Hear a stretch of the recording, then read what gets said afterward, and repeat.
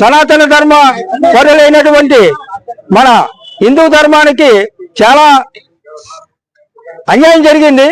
దాన్ని అందులో పనిచేసిన 5 సంవత్సరాలు పనిచేసిన ఈవో కానీ, ఆ చైర్మన్ కానీ, ఆ పార్టీ వాళ్ళు కానీ అందులో అందరినీ కూడా శిక్షించాలని మరొకసారి మా ఎన్డీఏ కూటమి తరపు నుంచి వాళ్ళే తగిన చర్య తీసుకుని వాళ్ళందరికీ కూడా తగిన బుద్ధి చెప్పి హిందూ ధర్మాన్ని కాపాడాలని, రక్షించాలని మా పార్టీ తరపు నుంచి మరీ కోరుతున్నాం. జై జనసేన, జై కూటమి.